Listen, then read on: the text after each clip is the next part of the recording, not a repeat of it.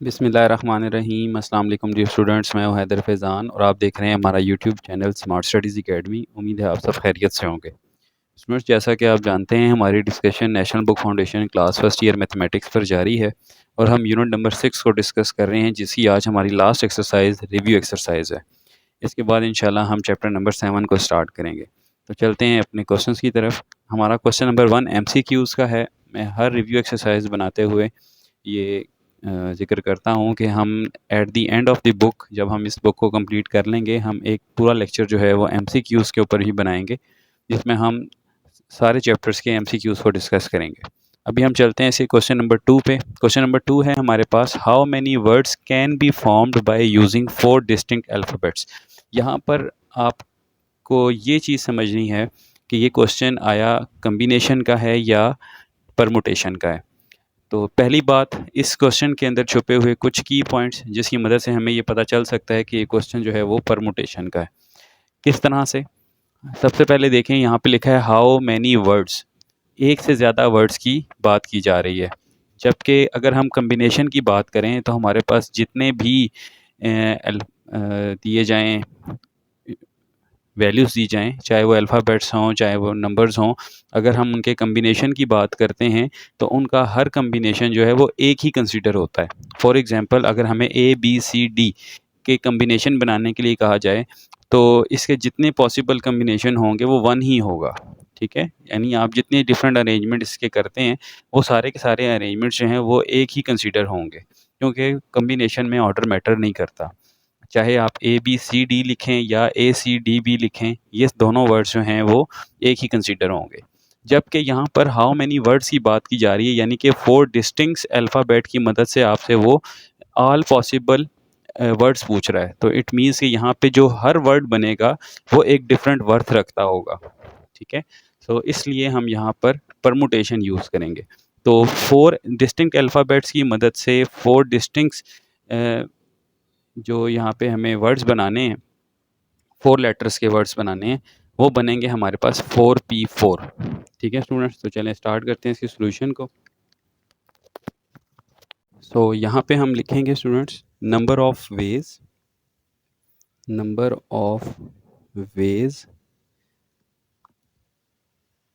To formed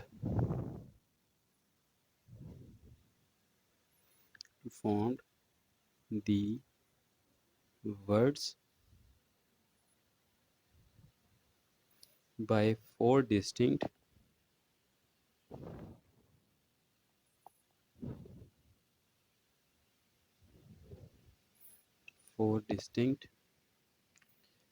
alphabets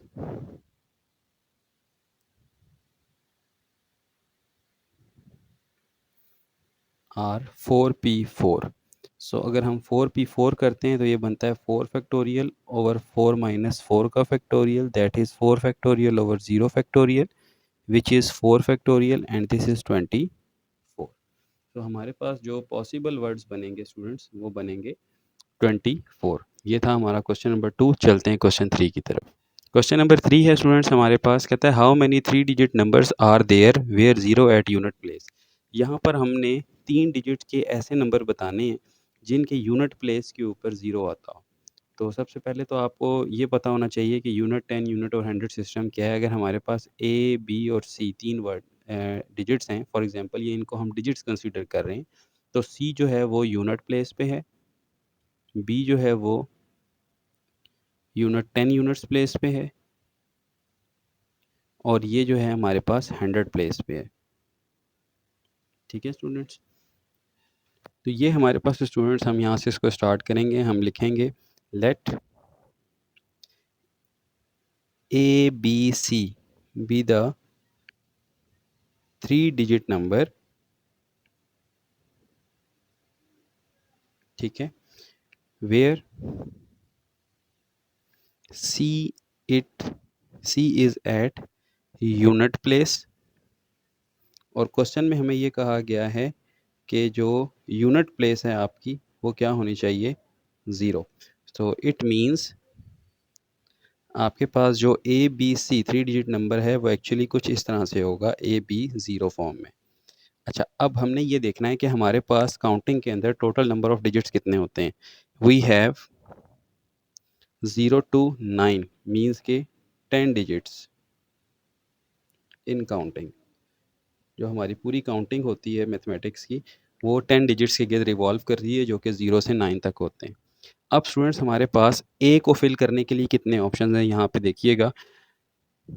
अगर आपका number 0 से स्टार्ट हो रहा है, ठीक है, और 3 डिजिट नंबर है, यानी कि 0 to 4, तो इन फैक्ट दर हकीकत वो नंबर 2 डिजिट्स का होता है, क्योंकि 0 का स्टार्ट में होना वर्थलेस है। फॉर एग्जांपल अगर मैं लिखता हूँ 020, देखने में तो ये 3 डिजिट नंबर है, लेकिन ये 0 से स्टार्ट हो रहा है, तो दैट्स वाई इसको हम क्या मानते हैं कि ये 20 लिखा हुआ है।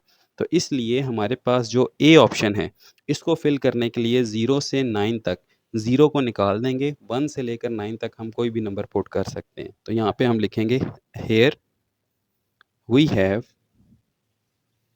9 चॉइसेस, और 9 चॉइसेस कौन सी हैं, 1 to 9 to fill a place.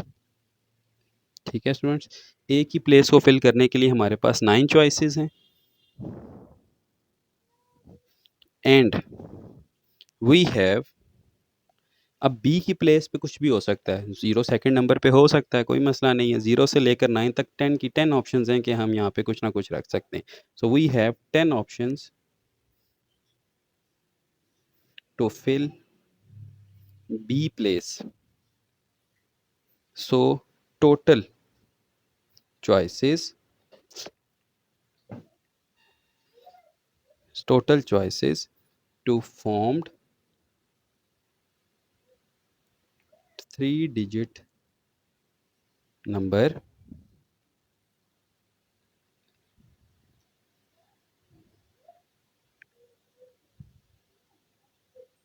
Is, A पे हमारे पास 9 ऑप्शंस थी, बी पे हमारे पास 10 ऑप्शंस थी। So 9 into 10 we have 93 digit numbers with 0 at unit place. हमारे पास 90 ऐसे डिजिट्स होंगे, 3 डिजिट्स नंबर, जिनके यूनिट प्लेस में 0 होगा। बुक में इसका आंसर 100 है, वहाँ पे करेक्शन कर लीजिएगा। इसका आंसर है हमारे पास 90। अब हम चलते हैं इसके क्वेश्चन नंबर 4 की तरफ। जी स्टूडेंट्स, नेक्स्ट है हमारे पास question number 4। How many 6 digit numbers can be formed using the digits 0 2 3 4 5 7 without repeating. Without repeating का क्वेश्चन है, तो पहली बात माइंड में आ जानी चाहिए कि ये परमुटेशन का क्वेश्चन है। अब हमने बताना है कि इन 6 डिजिट्स को यूज़ करके विदाउट रिपीटिंग हम 6 डिजिट्स के कितने नंबर बना सकते हैं। ओके, तो हम यहाँ लिखते हैं the number of ways to formed 6 digit numbers is 6p6। 6 digit का नंबर बनाना है और 6 ही हमारे पास डिजिट्स हैं, यानी n भी हमारे पास 6 है और r भी हमारे पास 6 है, तो 6p6 हम करते हैं, तो ये हमारे पास आता है students 6p6, this will be 720। हमारे पास 720 नंबर बनेंगे 6 डिजिट्स के, लेकिन अब यहाँ एक इशू ये है कि इन 6 के 6 डिजिट्स में ज़ीरो भी शामिल है। अब ज़ीरो से स्टार्ट होने वाला नंबर बेशक 6 डिजिट्स का हो, वो कंसीडर 5 डिजिट्स का होता है, क्योंकि ज़ीरो स्टार्ट अगर में हो तो स्टार्ट में अगर हो तो फिर हम उसको काउंट नहीं करते। तो हम यहाँ लिखेंगे now number of digits, numbers of digits start with zero. ऐसे नंबर्स कौन से हैं जो ज़ीरो से स्टार्ट हो रहे हैं। अब देखें, ज़ीरो जो है वो स्टार्ट में फिक्स हो चुका है, तो बाकी 5 ऑप्शंस हैं। 5 यानी कि 5p5, so this is equals to 5p5 120। हमारे पास 120 ऐसे 6 डिजिट्स नंबर बनेंगे जिनका स्टार्ट 0 से होता है। तो बेशक ये होंगे 6 डिजिट्स देखने में, लेकिन ये होंगे 5 डिजिट्स, क्योंकि 0 स्टार्ट में आ रहा है इनके। तो हम यहाँ लिखेंगे नाउ एक्चुअल और pure 6 digits numbers are total minus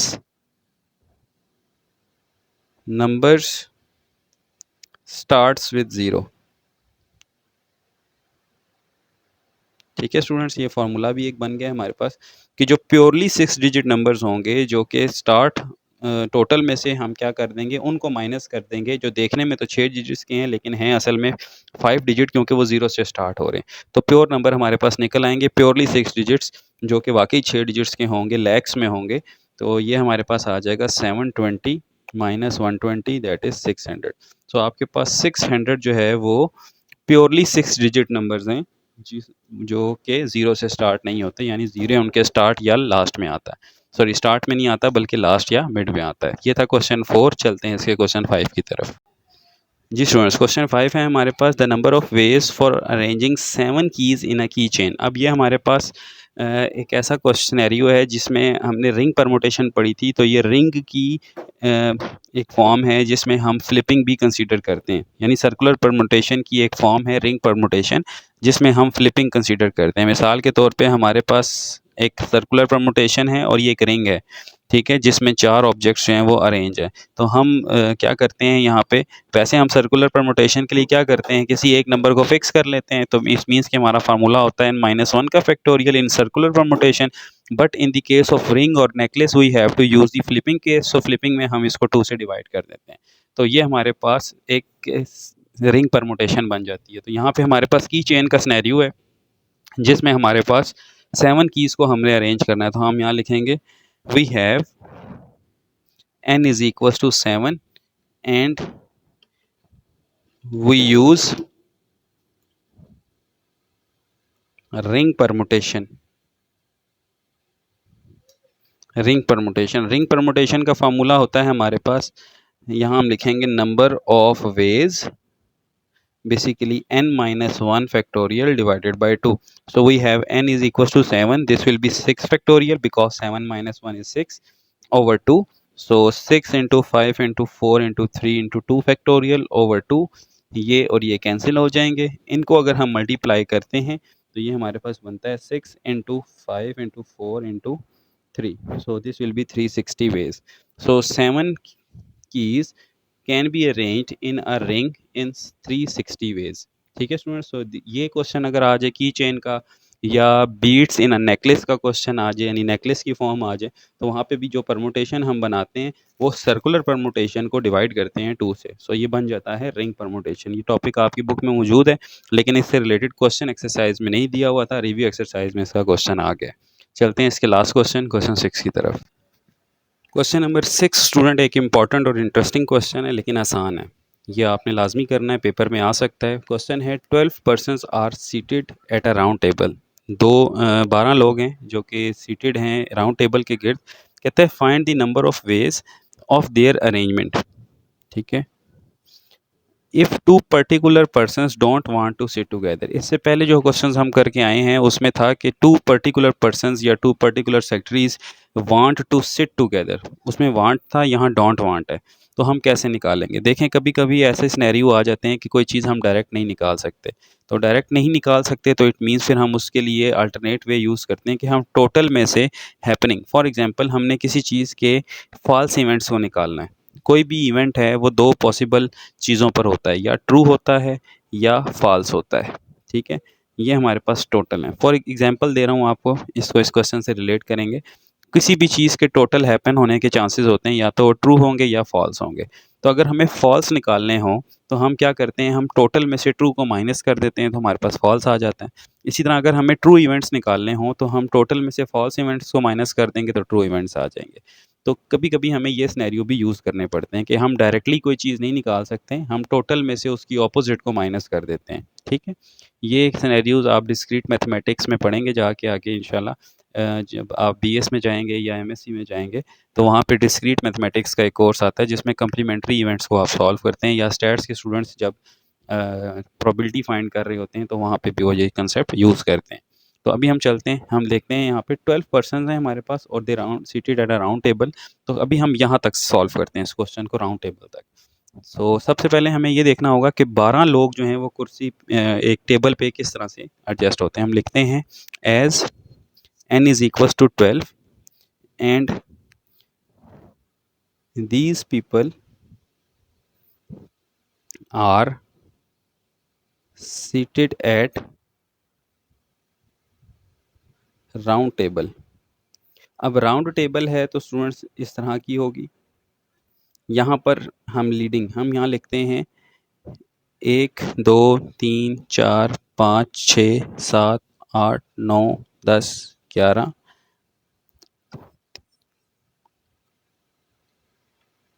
12। ये 12 लोग हैं स्टूडेंट्स जिनको हमने बिठा दिया। तो अब हम यहाँ पे सबसे पहले इनकी टोटल वेज फाउंड करते हैं। हम यहाँ लिखते हैं total ways of seated people. ये होता है स्टूडेंट्स हमारे पास n-1 का फैक्टोरियल। हम यहाँ पे अक्सर ये लिखते हैं कि to avoid the rotational symmetry we have to fix the leading entry. ठीक है, हमें एक लीडिंग चेयर को फिक्स करना पड़ता है कि रोटेशनल सिमेट्री से हम बच जाएं। एक स्टार्टिंग पॉइंट लेना पड़ता है, तो वो तो फिक्स हो गया अपनी जगह पे। बाकी जो हैं 11 लोग वो अपनी जगह चेंज कर सकते हैं, एक फिक्स हो चुका है। तो उसके लिए हम बनाते हैं फार्मूला n-1 का फैक्टोरियल। ये आ जाएगा 11 फैक्टोरियल, और 11 फैक्टोरियल का आंसर हम कैलकुलेटर से निकाल लेते हैं। ये आ जाएगा 11 फैक्टोरियल 3991। तो ये आ जाएगा 3991680। ये थे स्टूडेंट टोटल वेज। अब हम करते क्या है, हमने निकालना है कि two particular person don't want to sit together. अब हम निकालते हैं the number of ways when two particular person sit together. ठीक है, हम यहाँ लिखेंगे now find total ways when two persons want to sit together। Book में हमसे पूछा गया है don't want to sit together, तो अभी हम सिट टुगेदर की निकाल रहे हैं। तो ये इसके लिए हम क्या करते हैं, इन दो बंदों को यूं फिक्स कर लेते हैं, consider to be one unit. Consider these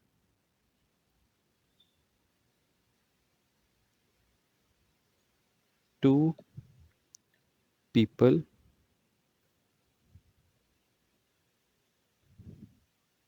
as one unit. अब ये एक यूनिट बन चुके हैं क्योंकि हमने इन्हें फिक्स कर लिया है। अब देखें, एक ये फिक्स है और एक ये यूनिट बन चुका है। तो पहले एन हमारे पास कितने थे, 12 थे। सो हम यहाँ लिखेंगे सो एन विल बिकम 11।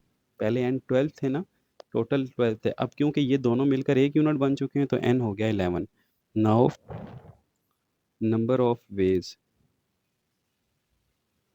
अब इनके लिए 11 के लिए जो बनेगा हमारे पास सिनेरियो वो क्या होगा, वो होगा 11-1 का फैक्टोरियल यानी कि 10 का फैक्टोरियल। अब क्योंकि ये 10 11-1 10 हो गए। अब स्टूडेंट क्योंकि ये दो लोग साथ बैठ रहे हैं, ठीक है, कंसीडर तो एक यूनिट होंगे, टोटल में ये एक यूनिट माने जाएंगे, लेकिन इनकी आपस में तो भी अरेंजमेंट हो सकती है। हो सकता है कि ये पर्सन यहाँ बैठ रहा हो और ये पर्सन यहाँ बैठ रहा हो। तो हम यहाँ पर इनकी जो सेल्फ अरेंजमेंट है 2 फैक्टोरियल से इनको मल्टीप्लाई भी करेंगे। यहाँ लिखेंगे सेल्फ अरेंजमेंट, बैठेंगे साथ ही लेकिन इनकी जगह आपस में भी तो चेंज हो सकती है। तो ये बन जाएगा आपके पास 10 फैक्टोरियल मल्टीप्लाई 2 फैक्टोरियल, तो दिस इज इक्वल टू 7257600। ये हैं total number of ways when two persons are sit together. अब हमने निकालना था don't want to sit together. हम लिखेंगे now number of ways people don't want to sit together equals to total ways minus want to sit together. ठीक है students, तो हमारे पास टोटल भी हैं और सिट टुगेदर भी हैं। तो हम टोटल में से अगर सिट टुगेदर के वेज माइनस कर दें तो हमारे पास आ जाएंगे don't want to sit together ways. तो इसके लिए हमें टोटल में से टोटल था हमारे पास 3991680, इसमें से सिट टुगेदर वाले वेज थे 725760। यहाँ माइनस करते हैं इसको, 3991680 minus answer. So these are the number of ways when two persons are not want to sit together. So ये आंसर आएगा हमारे पास 3265920, when two people don't want to sit together. सो ये था स्टूडेंट्स हमारे पास क्वेश्चन नंबर लास्ट, इसका question number 6। उम्मीद है आपको समझ आया होगा। अगर फिर भी कोई प्रॉब्लम है तो कमेंट सेक्शन में बताएं, और मिलते हैं अब नेक्स्ट लेक्चर में, जो कि हमारा चैप्टर नंबर 7 पे होगा। हमारे 6 चैप्टर्स अल्हम्दुलिल्लाह कंप्लीट हुए। सो हमारे साथ जुड़े रहिएगा। इस लेक्चर को अपने स्टूडेंट्स, फेलोज़ और दोस्तों के साथ शेयर करें ज़्यादा से ज़्यादा। मिलते हैं नेक्स्ट लेक्चर में, तब तक के लिए फ़ी अमानिल्लाह, अल्लाह हाफ़िज़।